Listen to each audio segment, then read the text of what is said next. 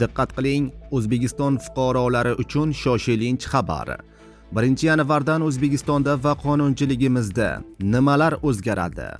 Barcha o'zgarishlar, barcha yangiliklar, oyliklar qanchaga oshishi, pensiyalar va bolalar nafaqasi, moddiy yordamlar haqidagi barcha savollarga ushbu videorolikda javob topasiz. Assalomu alaykum, hurmatli tomoshabinlar, tezkor yangiliklardan, birinchilardan bo'lib xabardor bo'lishni istasangiz, videorolik ostiga like tugmachasini bosib qo'yishni unutmang. Like bosgan insonni Xudoyim doim qo'llasin. Diqqat qiling, 1-yanvardan boshlab O'zbekistonda nimalar o'zgaradi? Norma.uz portali 2026-yil 1-yanvardan kuchga kiradigan milliy qonunchilikdagi asosiy o'zgarishlar sharhini taqdim etdi. Birinchi, ozuqabop va moyli ekinlarni yetishtiruvchi xo'jaliklarning nasoslari uchun elektr energiyasi xarajatlarini 50% davlat byudjetidan qoplab beriladi. Ikkinchi, zargarlik buyumlarini ishlab chiqarish yoki realizatsiya qilish bilan shug'ullanuvchi tadbirkorlik subyektlari daromadidan qat'iy nazar qo'shimcha qiymat solig'i to'loviga aylanadi. Shuningdek, ular ma'lum shartlarga rioya qilgan holda byudjetga to'lagan qo'shimcha qiymat solig'ining 80%ni qaytarib olishlari mumkin bo'ladi. Uchinchi, yillik aylanmasi 1 milliard so'mgacha bo'lgan yakka tartibdagi tadbirkorlar va o'zini o'zi band qilgan fuqarolar uchun aylanmadan olinadigan soliq stavkasi 1% miqdorida belgilandi. To'rtinchi, davlat veterinariya xizmati nazorati ostidagi tovarlarni O'zbekiston hududiga olib kirishda veterinariya ruxsatnomasi va sertifikatini 2 barobar qisqartiriladigan muddatda beriladi. 5.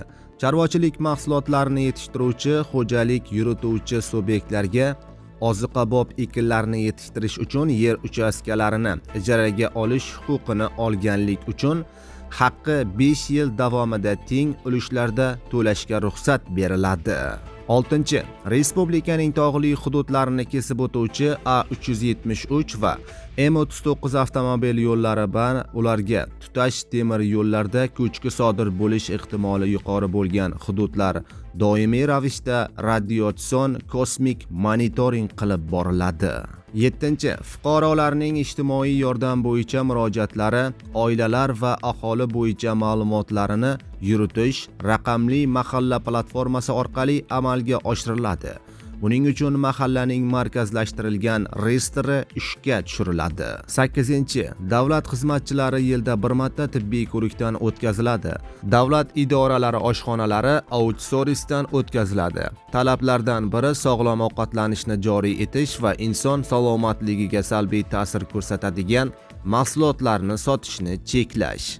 9. Respublikaning barcha hududlarida 1 va 2 guruh nogironligi bo'lgan shaxslarni ishga qabul qilgani yoki ishga qabul qilishga ko'maklashgan tadbirkorlik subyektlariga 500 million so'mgacha subsidiyalar ajratiladi. 10. Ekologiya, atrof muhitni muhofaza qilish va iqlim o'zgarishi vazirligi Toshkent shahar atmosfera havosining ifloslanish darajasi va gidrometeorologiya ma'lumotlarini aks ettiruvchi maxsus monitor va tablolar o'rnatadi. 11. Nogironligi bo'lgan shaxslarning harakatlanish uchun to'sqinlik qiluvchi muhit yaratadigan subyektlar bilan respublikaning interaktiv xarita axborot tizimi ishga tushiriladi. 12.